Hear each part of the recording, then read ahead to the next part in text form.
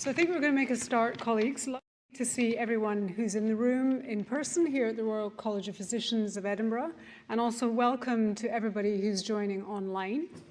Really looking forward to this evening's talk from Professor Tim Stockwell, and also questions from the audience. So Tim is going to talk about the health benefits of drinking moderately, too good to be true. And we're also going to have plenty of time for questions. Before we do that, I should probably introduce myself. I'm Professor Linda Bald. I'm a chair in public health at the University of Edinburgh.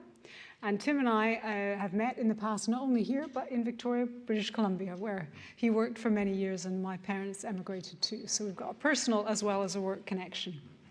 So many of you will have admired Tim's work over the years, and I also see some colleagues in the room who've collaborated with him.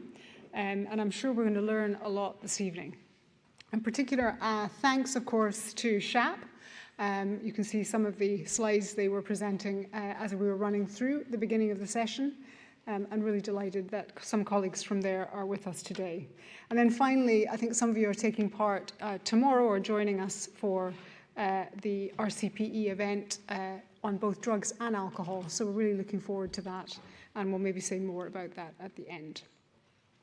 So Tim is going to speak for about 40 minutes, roughly. I'll introduce him and tell you a little bit about his background. And then just to emphasize that we will be doing questions via Slido. So when you receive the registration details for the event, those of you online or in person, you will have had that link to Slido. So please do make sure that you're on that site. As Tim is speaking, think of questions you'd like to pose, or perhaps a comment you'd like to make, and pop it on there, and they will come through to me on the screen. And then I can shift them, and if once the question has been answered or covered, then we can move on to the next one.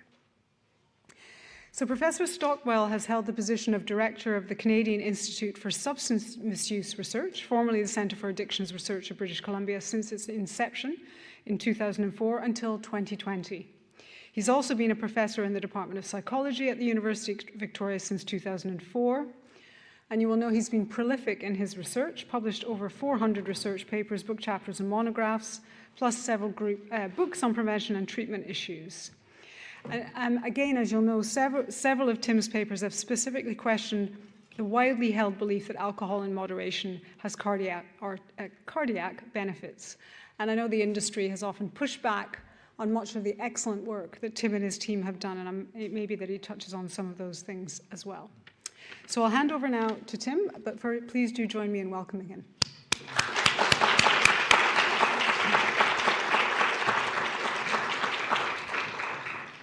Thank you, Linda. It's good evening, everybody. Good morning in Victoria. I think I have some colleagues who have tuned in online. They promised me they would, so good morning to my colleagues. It's a real honor to be invited to give you my perspectives and talk about some of our research on this old chestnut about whether alcohol in moderation is good for you. I'll try and explain why I think this is a really important topic, and maybe you share that view or you wouldn't be here today. I'd like to say it's also really nice to be here in Edinburgh.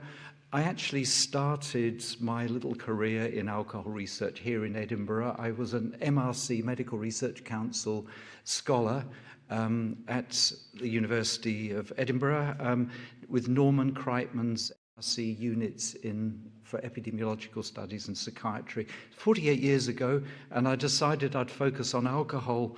And I also ended a career here at about the same time. I got sacked as a barman in a pub, not very far from here.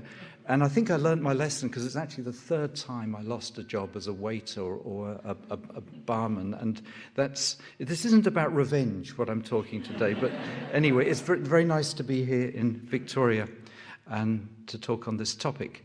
Okay, so a little background. Going to try and give you a little very quick history. I'm sure I'll miss out an awful lot. But look, alcohol has been with us since time immemorial. There's evidence of Neolithic hunters having used some kind of beer.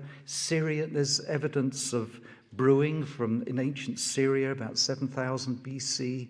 I met an Aboriginal elder, and this isn't recorded anywhere, who assured me that they have an oral tradition that we were living in Perth by the Swan River, that his ancestors had brewed or fermented the petals, blossoms of flowers at certain times of the year and put them in wells by the edge of the Swan River, and it would ferment, and there was a tradition of drinking it. I'd never heard that before, but that he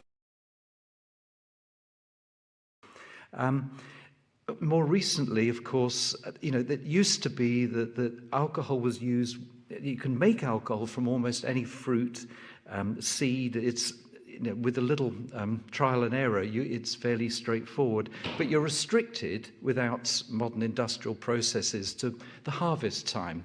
So in the modern world, with refrigeration, with distillation, with winemaking, global transportation, digital marketing, it's probably true there's now more people using alcohol at more times and places than ever in history.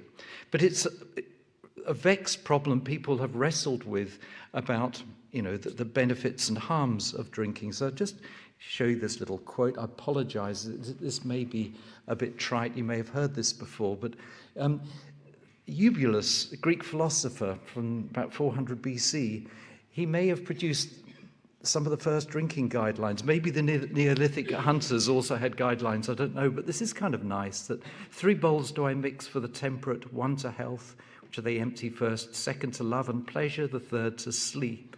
You can read the rest, the 5th to uproar, drunken revel, black eyes, and wonderfully the 10th to madness and hurling the furniture.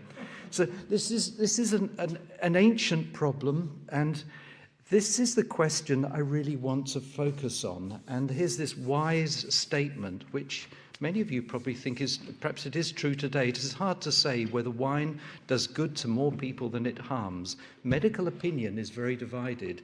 You'd maybe like to guess when this was said, and it was actually quite a long time ago, Pliny the Elder. And so, yes, that's. I think opinion is less divided now than it was, but let's move to that. Go forward about 2,000 years.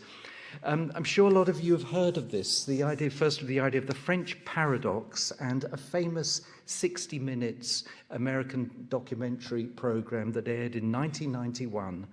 And the French paradox was concerned the fact that Mediterranean countries, Spain, Italy, France, tend to have much lower rates or significantly lower rates of heart disease than Northern Europeans, the Scots, the Irish, the Nordic people, the English.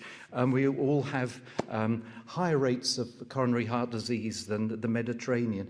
And this very compelling TV documentary focused on then new data suggesting that red wine in particular, as well as the ethanol, but also special ingredients in red wine, could unclog your arteries.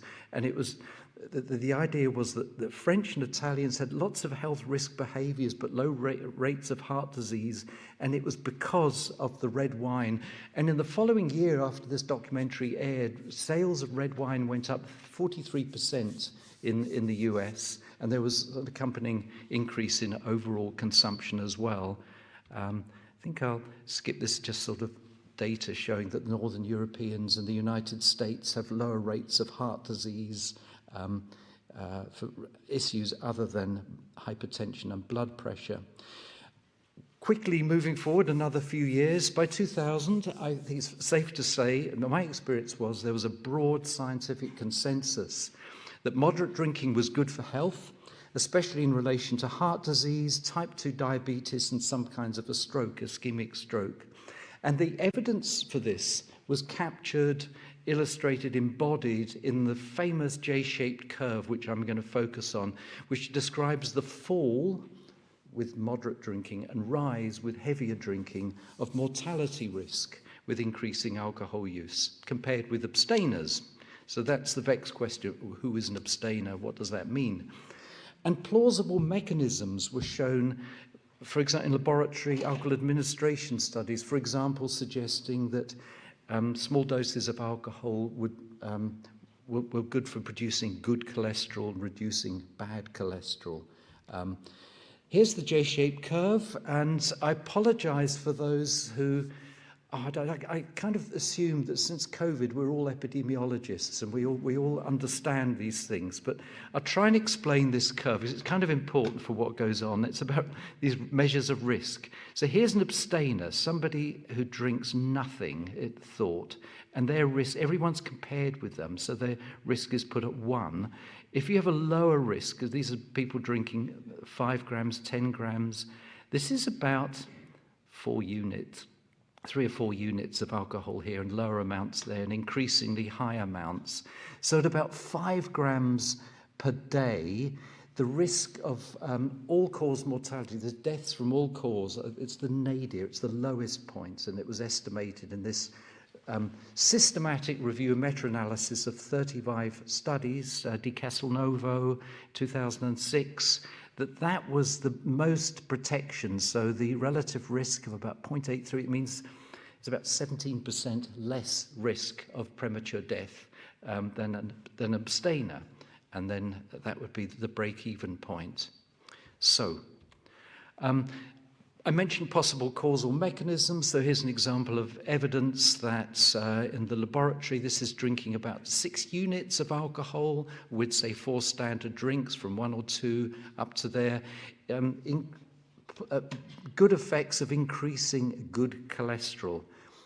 By the way, you might have noticed, maybe it's unusual for a mere psychologist to be invited to talk about such things to the College of Physicians. So I have to explain, I don't understand all of this stuff. So please, if you've got difficult questions about these biological things, my friend Tim Namey's listening in Victoria, and I'm hoping he will chime in. I've also stolen his slides. A lot of these are his slides. Belief in these cardiac benefits around this time was very strong. Here's a rather outlandish quote, an extreme quote from the Medical Journal of Australia in 2000. The evidence amassed is sufficient to bracket skeptics of alcohol's protective effects with doubters of manned lunar landings and members of the Flat Earth Society. And the author of this statement was me. And so I mention this because a lot of people if you're talking about alcohol and public health, people think it's a very dodgy topic. They wonder who the heck you are. Are you some public health fanatic? Or maybe you've got, your strong religious views, moral views. I'd like to persuade you that I really honestly came at this issue as, from a scientific point of view, and I've flip-flopped on this topic about whether alcohol is good for you in moderation, maybe 3 times over my life. I'm currently skeptical, but I may be wrong. So I take this little journey. Shortly after, almost like days after that was published, I got a phone call sitting at my desk in Perth, where I was director of the National Drug Research Institute, from a friend I'd met in the alcohol field, a medical sociologist, the late Dr. Kay Middleton Fillmore from the University of San Francisco, explaining to me she couldn't get funding for her work. And she was like one of the few people in the world at the time working from a skeptical point of view about health benefits. She'd done some wonderful studies. She got international awards, in fact, later for her work, finding that abstainers, people categorized as abstainers, are systematically different than moderate drinkers. And so it's a lot more complicated.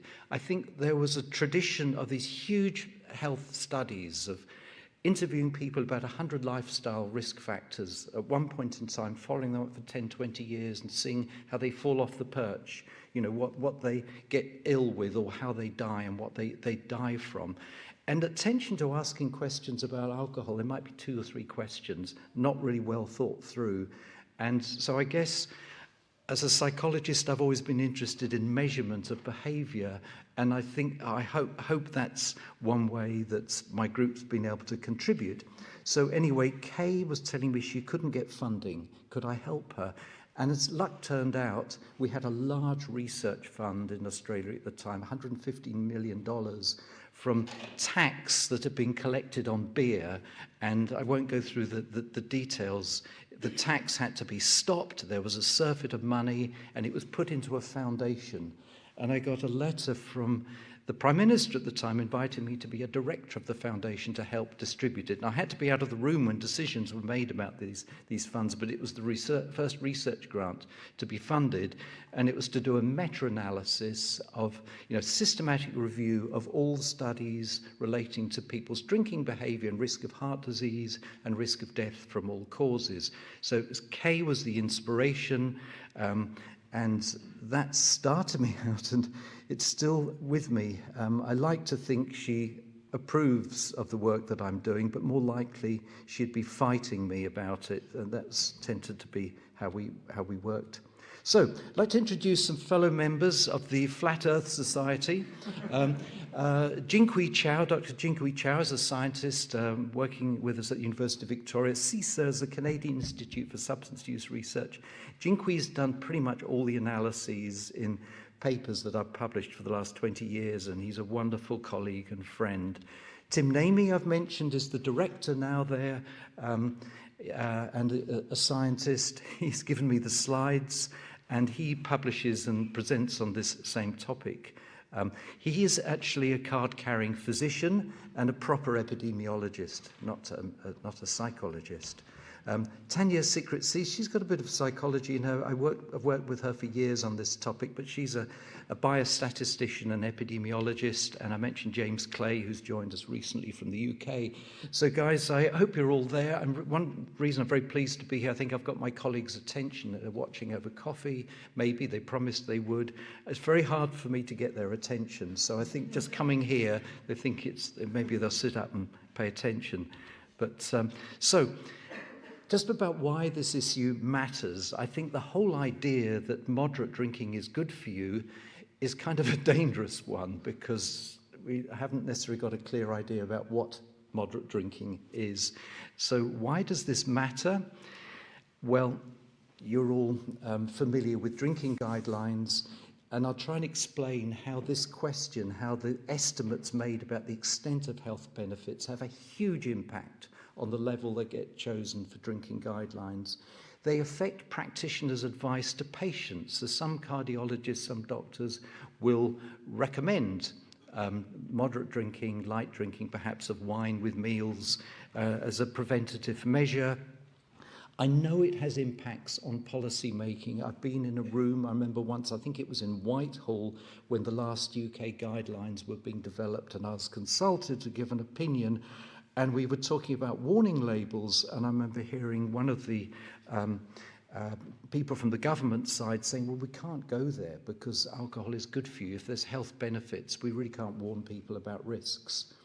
And I've come across that in policy-making circles a lot, so that shouldn't be underestimated. And then there's the estimates of alcohol's impact on the global burden, or the national or regional local burden of disease. So let's look at some different estimates. So there's wildly different estimates out there about how good or bad alcohol is in relation to heart disease. Here's a recent one. The Global Burden of Disease Collaborators, published in Lancet. You have to look in the supplementary online material. They published a systematic, there's a systematic review, it wasn't previously published. And you look carefully, they are assuming that up to 9 drinks a day is protective against ischemic heart disease. And they came up with an estimate of global deaths of 1.8 million for 2020. Well, the same group, I'm sure it was slightly different, but the GBD collaborators published in Lancet just 2 years earlier for 2016, their assumption about heart disease and alcohol was that alcohol was protective up to 5 drinks a day. And they came up with an estimate of 2.8 million deaths globally. So somehow in 2022, 1 million deaths from alcohol were lost because of these assumptions. So I just mentioned here, I mentioned my colleague Jinghui Chow. He was first author of our systematic review and meta-analysis on the same topic. We tried to take account of some biases that I will tell you about, and we came up with a much more conservative estimate that alcohol may be protective up to 1 drink a day. And we haven't crunched the numbers, but I don't think it's stretching things to say it might be at least 4 million deaths globally if we take that assumption and plug it in. I know our deaths estimates in Canada are way higher than in the UK because we take this more conservative line. It's also had huge impacts on our guidelines. So I was involved, I did sort of really dodgy stuff back in the day, that our old guidelines in 2012 for Canada were this: women up to 2 drinks, and these are large Canadian drinks. They've been almost 3 units, and for men, 4 units, for maybe 5 actually, embarrassing, per day, but 2 abstinent days per week. And I explain how we got there. Well, actually, it was that curve, the all-cause mortality risk curve. The more recent one, and independently, the Canadian Guidelines Group, which became famous because they're probably the strictest drinking guidelines that have ever been produced by a country. The group developing the evidence base, without anything to do with my group or me, chose our systematic review as being the best out there. They chose the Chow et al. Systematic review with the more conservative estimates. And look what a difference it makes. Low risk drinking, it's 2 drinks per week. That's almost 3 units a week, with risk increasing from 1 drink upwards. And so so it's important, it makes a big difference. So what's the reality? There's just different types of evidence in epidemiology. So just quickly rattle through these. The strongest evidence, everyone agrees, pretty much, most people agree, randomized controlled trials. And famously, there was an attempt to have a randomized controlled trial in the States a few years ago. It was going to cost $100 million US, of which 70 was going to be funded by the alcohol industry groups and 30 million by government. It got canned shortly after it started because of scandal about undertakings. Researchers said they had made, and everything was at arm's length. And there was evidence that wasn't actually the case. Anyway, the trial couldn't happen. It's a huge undertaking to do in real time, randomly assigning people to not drink or drink a little or whatever. It's really hard to do. I'm convinced it could be done, that something along the way could be done, but it hasn't yet. There's genetic studies, which are next best, and talk a little bit about those. There's laboratory experiments looking at the effects. You can do like a controlled experiment, administering alcohol to people and monitoring the impact on indicators of heart health, for example. There's observational cohort studies, which I will argue are weak, but we rely on them. All these global burden of disease studies, they look at the size of the association estimated from these cohort studies. Then there's cross-sectional. It's so faint. I'm not even going to be talking about them. There's not enough time. So let's try and give a high-level overview in relation to what these types of evidence have to say. So we have no randomized controlled trials. Genetic studies find no evidence of cardiac benefit by and large. They contradict the J-shaped curve or benefits for coronary heart disease. The laboratory studies find some evidence of potential benefits from small amounts of alcohol, but it's also mixed because there's some outcomes like with blood pressure or thickening of arteries that are related to that, which seem to have a more linear relationship with how much people drink. And then there's the observational studies. Let's just take them at face value. Let's not worry about the kind of bias that I'll dive into shortly. They say, as I kind of indicated before, that the maximum benefit is at quite low doses. It's about between 1 and 3 drinks per week. So it's not a big amount. And above that, you know, this may be these may be the kind of people we should be comparing the others with, but it's at a fairly low level. It's restricted to Caucasian populations in high-income countries.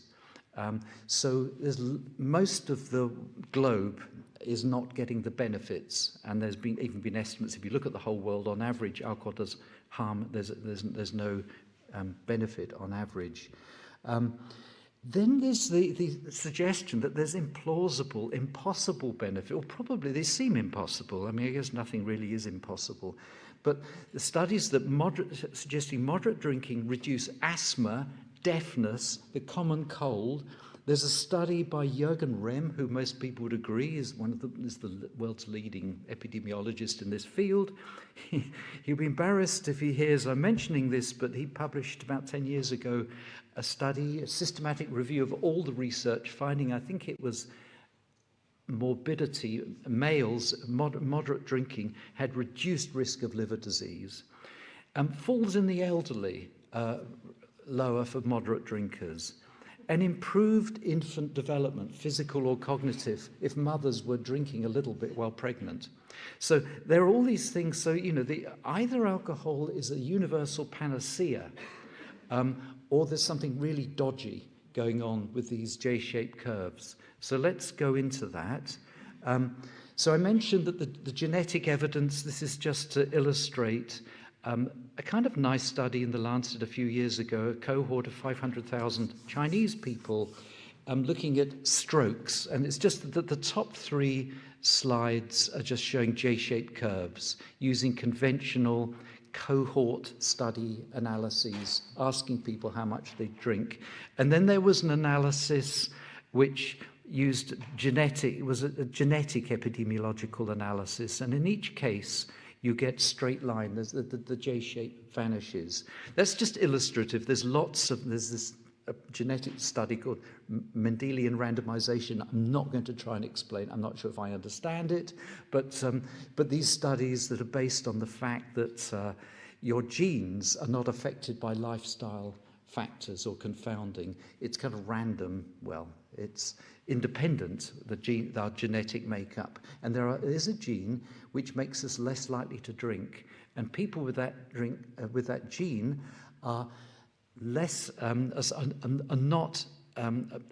as likely to get heart disease as not. It doesn't seem to give them any benefits if they're drinking less. I may have got that round the wrong way. Don't ask me about it. Okay, then there's the problem with observational studies in general, which have often found benefits. So these cohort studies, interviewing thousands of people at one point in time and following them up to see what issues they have with health and what they might die from. Issues have been contradicted later by randomized controlled studies. So hormone replacement therapy, vitamin supplements, just to mention some. So there's this general problem. We can't put much faith. They're part of the evidence. We need these studies, but we have to treat them with care. So other problems with cohort studies, confounding lifestyle factors, smoking, diet, demographic issues, particularly income, socioeconomic status, however that's measured, sex, age. There's statistical ways of controlling, but they don't fully control because we haven't got perfect measurement of drinking, we haven't got perfect measure of smoking and diet and a whole range of things, and you get what's called residual confounding. So that's just a problem. What I'm going to dive into most is my favorite nerdy obsession here is about systematic biases in the definition of who counts as an abstainer and who is a moderate drinker. And what we've published a whole list of systematic reviews looking at cancer, heart disease, all-cause mortality. These biases are present in about 85% of studies, these cohort studies, and people are not taking notice. There's very limited, I think, understanding of how important they are and very limited effort to deal with them. So let's just dive into the core ideas. So you have to start out with the assumption with these cohort studies, when people are all being interviewed at baseline, you've got 50,000 people all being interviewed, and you have to assume that at the get-go, abstainers, moderate drinkers, and heavy drinkers all have the same risks. Everything is equal, except that they drink. And there's the assumption about the physiological effects of alcohol, like unclogging the arteries. You get physiological health benefits from moderate drinking, and damage, toxicity, carcinogenicity harm from drinking. And that produces the J-shaped curve. So that's the core assumption. But it gets more complicated because I keep mentioning my colleague Tim Namey. This isn't one of his slides. I rather like this one. It's one of mine. Moderate drinkers have less coronary heart disease than abstainers on multiple measures of risk unrelated to their drinking. And that gives the appearance of protection. And it makes so the moderate drinkers, in that case, make the abstainers look bad. And I'll give you some examples of this later.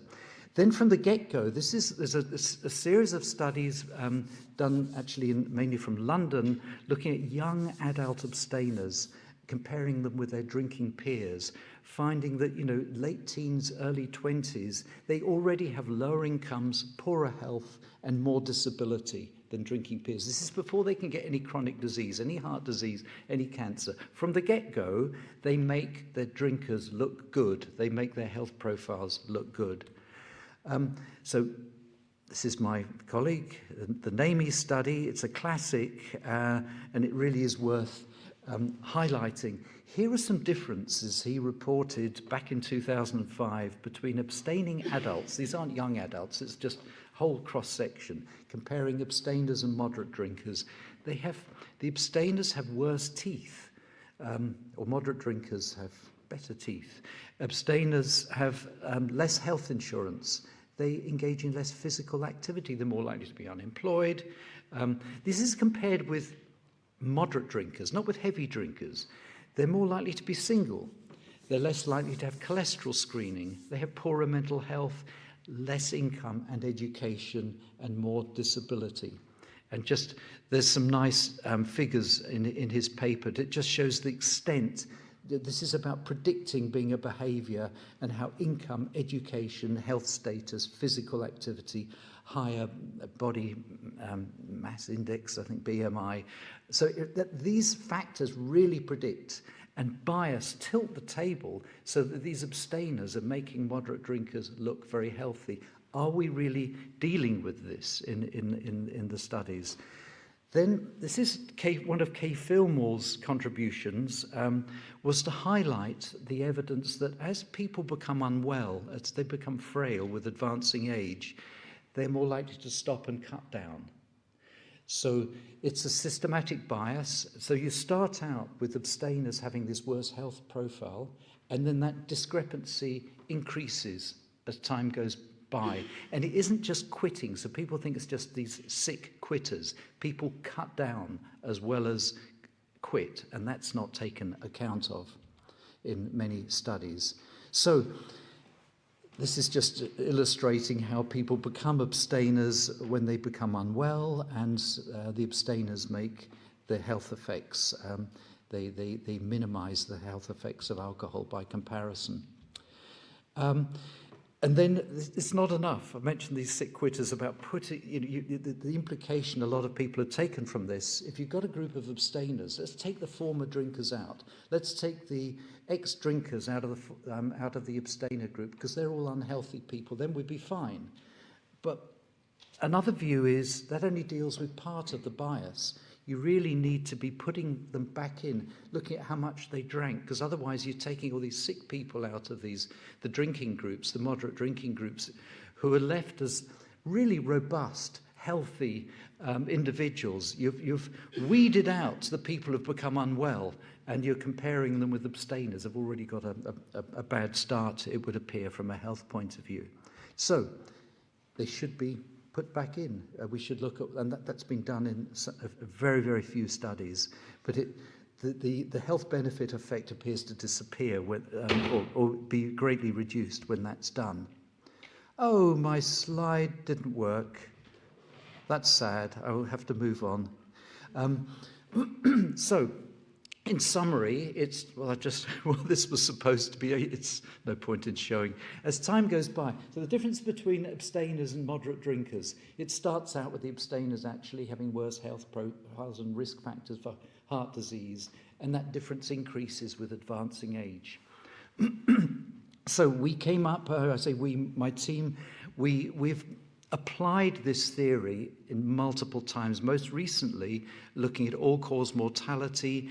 We published a protocol before coding the studies to look at whether this is what we call lifetime selection bias, whether this theory works. So we predicted the types of studies that would have low risk of bias and would be less likely to show health benefits, and compared them with those with a high risk of bias. And there were multiple criteria. We identified 107 relevant cohort studies, which is more than had been done in any of these previous reviews. And so we compared the good and bad studies on one variable at a time, and then as many as we could realistically get together. We prioritized this thing that you need to have an abstainer group. You've got to have taken out the former drinkers, occasional drinkers, to get rid of that bias. And then there's the thing with age. If you've got an old cohort, a lot of this bias has already happened. So if you imagine this is an accumulating bias that happens. So if you've got an old cohort, we predict you'll have more bias. But if you start with a middle-aged cohort, relatively young, followed up to an age when people could get heart disease, there should be less of this lifetime selection bias happening. So we applied that. And there's also a thing, a lot of these studies have only asked people about how much they drank in the last 2 days and then follow them up for 20 years or the last week. And only a minority of studies have actually had a period of time of at least 30 days. So we had that as a kind of, if we're going to classify people correctly. So these were the criteria we applied. So forgive me for this going into this. Remember the J-shaped curve. So imagine this is 1.0 is the risk of an abstainer. And we looked at study estimates for low volume drinkers, people drinking up to 2 drinks a day, which may be immoderate these days, but that's criteria. And these blue ones are closer. These are studies, the collective estimates of risk for low volume drinkers. I'm going to start at this side. These are studies, these blue ones, where we coded them as having no abstainer bias. There were only 18 of them, so where they had effectively taken out former and occasional drinkers out of this comparison group. These are the studies which had both biases. So they were the most biased in our book, and you can see what a large benefit. So that's about 18% less risk of premature mortality, and this was no different from an abstainer. This is our alcohol measure. These studies had at least 30 days to check drinking. These had less than 30 days. And this was about cohort age. The cohort age also made a difference. It didn't quite get up to the level of abstainers, but studies with younger we don't have many, this is not ideal. We hit a cutoff of 55, as this is quite, a definition of young, that's quite old. Anyway, now this is the final thing that we did. This is the J-shaped curve for the 25 worst studies, which had these bad characteristics. They're old cohorts, both abstainer biases, and less than 30 days of alcohol assessment, significant J-shaped curve. We could only find 5 studies that met all these criteria, and look, there's no evidence of benefit here, and they're significantly different at each point. We also found that the J-shaped curve vanished for non-smokers.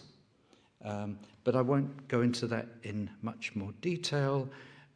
Happy to talk about that if there's questions. So in conclusion, well, I'm almost there. These results support the idea there's lifetime selection bias that accumulates with age. And the hypothesis that the health benefits of lower volume alcohol use was confirmed. The J-shaped curve vanished in the higher quality studies with less bias and was quite marked in the lower quality studies. These effects estimate alcohol's contribution to multiple diseases. This isn't just about heart disease, it's about estimates of cancer, it's about estimates of almost any kind of disease that go into estimates of the global burden of disease. Clearly, we need more higher quality studies.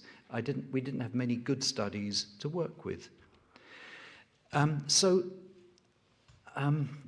there seems to be a mainstream opinion now. I talked about the consensus in about 2000. I think, oh, I can slow down.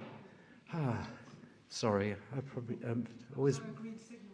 Yes, that's not the stop one, that's the 5 minutes, okay. So I'd say now that the mainstream view, there's so many skeptical papers published now, is illustrated by this press release from the World Heart Federation, which basically concluded, this is a group representing cardiologists worldwide, and it received quite a lot of media attention, where they say the evidence is that even small amounts of alcohol can increase a person's risk of cardiovascular disease, and so on, listing all the... So quite a different point of view. Then the World Health Organization press release, where they say no level of alcohol consumption is safe for your health. I mentioned the Canadian guidelines, and you see even in small quantities, alcohol is not good for your health. And I mentioned the low-risk drinking in those guidelines is defined as 2 drinks a week. And it's interesting, the criteria that was used, that even at 2 drinks a week, there's a slightly increased risk of premature mortality. It goes up by about 1 in 1,000. This is based on the analyses that were done with this low estimate of cardiac benefit from the CHAAP study that I mentioned.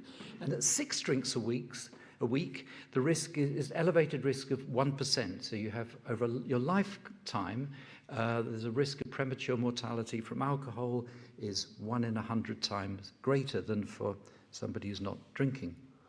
And don't get me wrong, they haven't dealt with, in this work, they haven't dealt with all the systematic biases I've talked about. So there's a kind of confronting implication that if our analysis is right, global burden of disease estimates and all of our estimates of alcohol harm may be quite underestimated. Here are some, maybe you might think I'm going a little out on a limb here. We've tested these messages. These 2 warning labels that I've put up here, you may find it hard to forget them once you've read them, because they are based on published evidence that was underlay the Canadian guidance on alcohol and health. They used absolute risk, and that can be converted. You could estimate impacts on life expectancy at different levels of consumption. So I think it was something like 200, if you're drinking 1 drink a day, it was like you lose about 3 months, I think, of life expectancy. And if you divide that by all the drinks you drink in a lifetime, that's on average about 5 minutes a drink. I mean, okay, we can have all sorts of debates about infrequent deaths, and it's a lot of people not affected, but that's the scale and scope. It's about 5 minutes of lost life expectancy across the whole population for every drink, if these published estimates are correct. And another intriguing analysis was done by my colleague Kevin Shield and colleagues as part of this, was to compare the risks with that from tobacco. And similar work's been done here in the UK, comparing cancer risk of alcohol and tobacco. And it's very similar. So at the very least, when you're drinking at low levels, the mortality risk overall from 1 drink is the same as 1 tobacco cigarette. But it actually becomes 2 or 3 cigarettes if you're a heavier drinker. The label in the middle was a cancer warning label that was tested in the Yukon in Canada. So a few final thoughts. There are grounds for skepticism about this appealing idea that alcohol is good for health. Genetic studies mostly contradict this idea. Observational cohort studies suffer from bias and confounding and likely underestimate harms, but they're still used in those estimations. Estimates of alcohol's health burden and guidelines should take steps to reduce this bias and confounding. I think a large randomized controlled trial could be funded independently from alcohol industry through tax. I gather there might be a hypothecated tax in Scotland. It would only be an extra tax of about 1p for a bottle of wine, for every bottle of wine sold in the UK, or equivalent spirits and beer, to fund another $100 million trial, and there'd be no worry about industry interference. I know that's not going to happen. So I'll just leave you with my sponsors, the Institute for Alcohol Studies, my friends at IAS, have produced a wonderful new film, which is much more expert than this presentation, led by Professor Annie Britton, who, you know, she will give a much more solid medical and epidemiological perspective, but it's highly recommended. And with that, I thank you. Leave you with this image of one of the San Juan Islands near Victoria, where I live in British Columbia. So, thank you.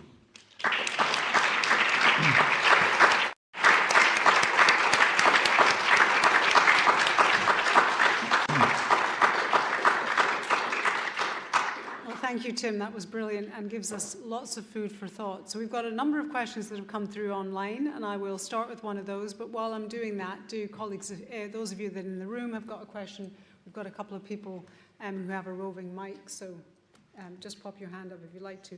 Just before we do that, though, I know some colleagues watching online were having some problems viewing. I could see those comments coming in.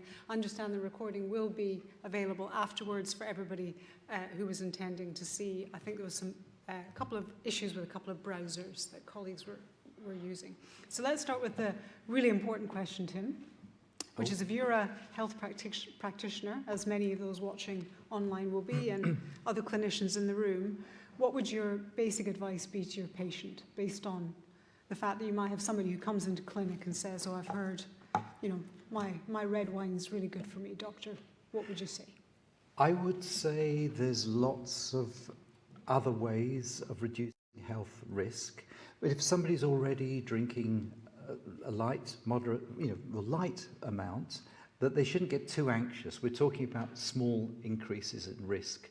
And so I would emphasize that, you know, the more you drink, there's an overall risk to health. And so it's good to be very careful, maybe keep it for special occasions and not go overboard. So I think as time's gone by for myself, I think, you know, what would I advise, do I advise myself, is I drink much less frequently and much less quantity than I used to. And I think there's strong grounds to be skeptical. So the industry has profited a lot from messages about benefits of moderation, and they have really invested in promoting that idea in lots of ways. So be skeptical and find other ways of improving your health. Great. Well, that covers, I think, a couple of people now asked that question, but in different ways. Let's turn to the audience now, and then I'll come back to online. So we've got a question in the far left-hand side here. If you could introduce yourself, those of you in the room, before you ask your question. Thanks. Thank you. Ian Smith, a member of SHAAP and a psychiatrist treating people with alcohol problems. Great talk, but I was struck by how little you differentiated men and women. You know, back in the day, that cardioprotective effect was mainly for middle-aged men, and I think at higher levels of consumption, women are more prone to certain disease entities. I deal with alcohol brain damage, alcohol liver disease. So, you know, why aren't you doing the analysis more with regard gender? Yeah, that's a great question. I think the audience would be relieved I didn't dive into in some respects because it would take another 15 minutes. But I mean, the issues I talked about apply to men and women. But you're right, if you look at the all-cause mortality data, lots of liver cirrhosis data, drink for drink, at high levels, women are at higher risk.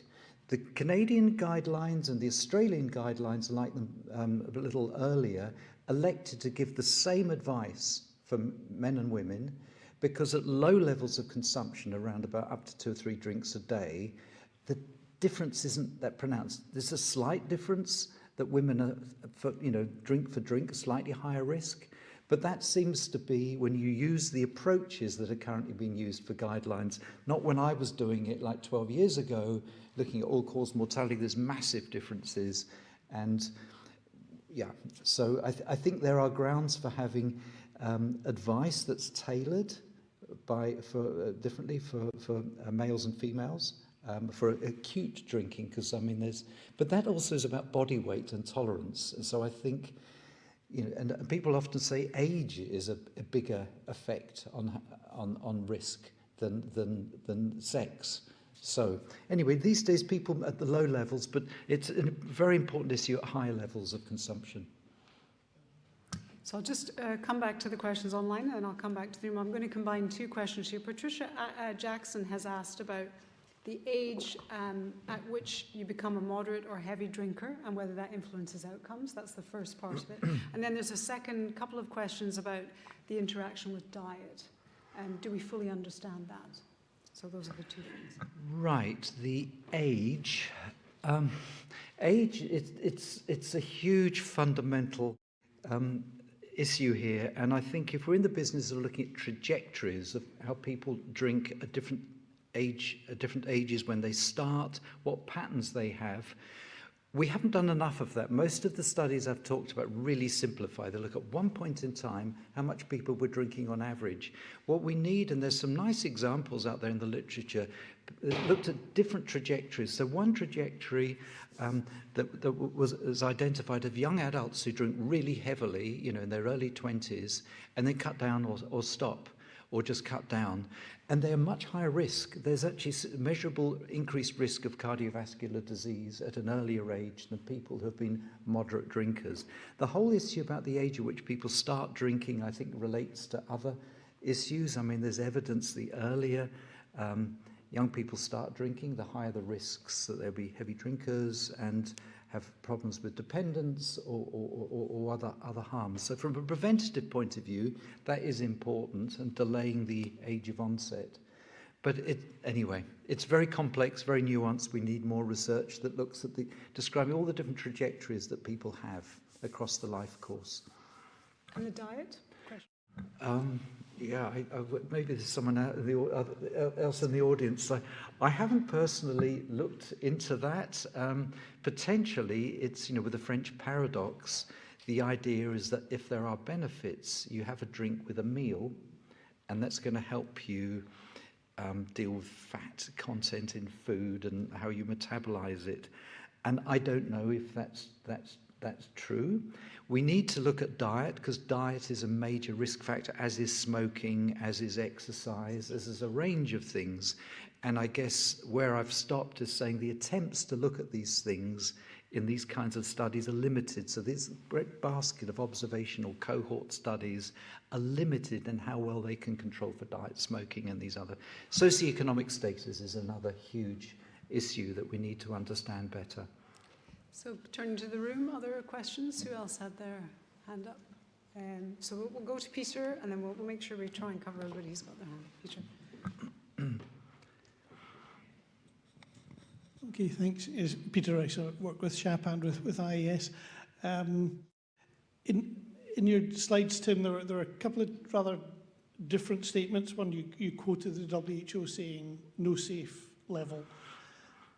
And you also had a phrase of saying there's no health benefit.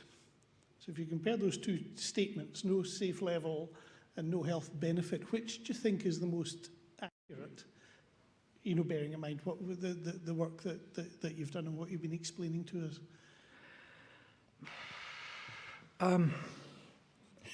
I don't want to be absolute. This probably sounds pathetic, but I kind of try to be impartial, and I think all I will say is there's strong grounds for skepticism of benefits. I think there's some suggestions there may be some, and we don't know how large they are. But I just think I think the jury's still out. I think the balance of evidence, I say, is likely there are tiny benefits, but they're completely overwhelmed by some of the risks. Because the other part of the coin here, it's been talking about heart disease, but it's like on balance. How good is alcohol? How many lives is it saving versus costing at moderate levels?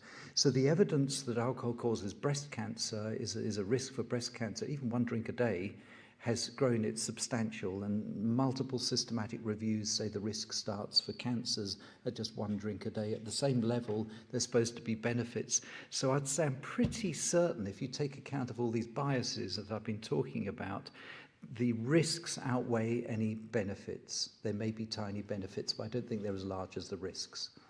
Let's take one more question from the room, and then I'll come back to you a couple more slides. Hi there. It was really interesting. So I'm not in academia. I actually gave up alcohol a couple of years ago, which is why I'm interested in this topic. I'm just wondering, research and the guidance on alcohol seems to be, like the labels, for example, seems to be based on cardiovascular health. But surely if you factor in mental health impacts and impact on sleep, for example, the case for alcohol being a bad influence in general is much stronger. Why is the research more focused on purely cardiovascular health? There is research on alcohol and sleep and alcohol and mental health. It's one, I mean, having been involved in working on drinking guidelines in the past, mental health and issues like sleep are usually a chapter, and it's harder to quantify at what level.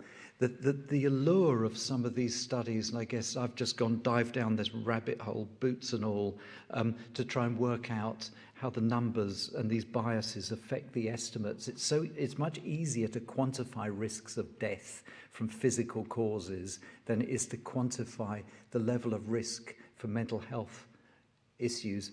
I mean, forgive me if I talk, I was once a clinician, and I did research on alcohol and mental health, looking at impacts on anxiety in particular. And the conclusion I think most clinicians who work with people with drink issues have come to is that alcohol can have some short-term apparent benefits, but there's quick rebound effects, and that heavy drinking is associated in the long run with worsening anxiety and mood disorders. Sleep disruption is a big part of that. And the evidence, I guess, when people give up, you know, in dry January, dry July, sober October, all these different months where people give up, is Movember, when people grow moustaches. The evidence seems to be that people's sleep improves, they have more money, they feel their mood and sense of well-being is improved, and they have less stress and anxiety. So that's what I think. But I mean, this focus of my talk, I guess I've followed the allure of the numbers and the quantification of death and illness, which is easier in some ways, even though it's far from perfect. So there are a few more questions online which we haven't got to. I can take one of those, but I'm keen if there's anyone else in the room, we just give you an opportunity, and then I'll take one more online. Is there anyone else in the room who wants to ask a question? So we've got two more next to the microphone there. And then, Alistair, is yours the same one that you've got online? No, that's fine. Over to you. My name is Tricia Jackson. I'm a paediatrician. You alluded to the fact that it's really difficult for us to get a message across that alcohol is not good for your health. And I wondered, because I have an interest in prevention of fetal alcohol spectrum disorder, I wondered how much you think that influences our ability to get women of childbearing age to get a clear message that no alcohol, no risk is actually what they should be doing, because we are a bit there's still out there a feeling that, you know, is it really true that alcohol is a risk? And I mean, I know that as a practitioner. Do you mean specifically in relation to pregnancy? Yes, I'm just wondering how, do you think that the mixed message that we give generally to adults makes it more difficult for us to get that message across to women? Yes.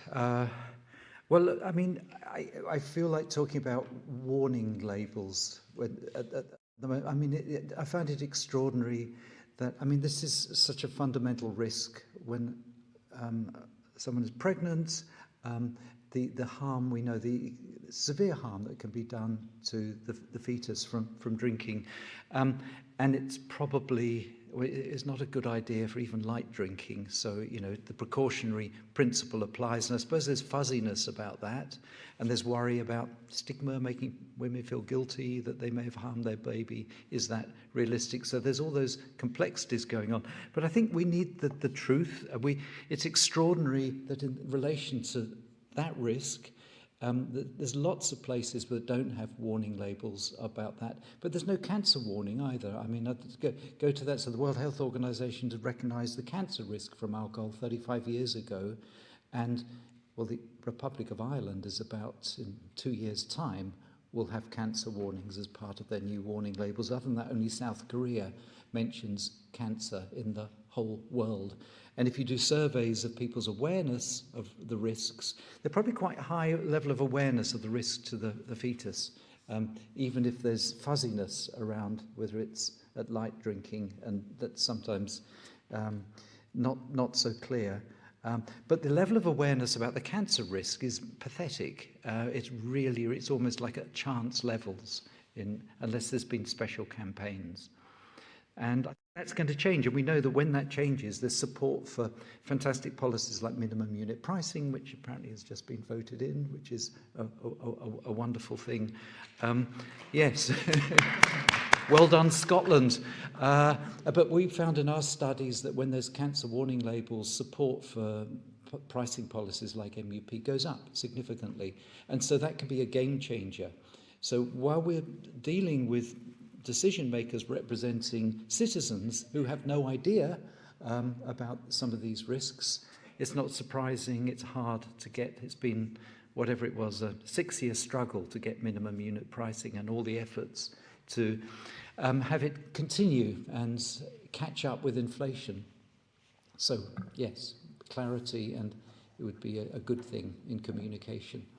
Thank you, Tim. Well, we run out of time. Again, for those listening online or who had some difficulties, the recording will be available, and I'm hoping as many of you can join us tomorrow from 9:25 for the symposium, Alcohol and Substance Use, Busting Myths and Finding Solutions. But for now, just please join me in thanking Professor Tim Stockwell coming all the way to speak with us, and it's been a fantastic lecture and good questions. Thank you.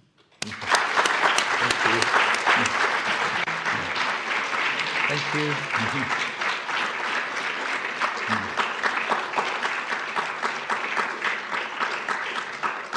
you.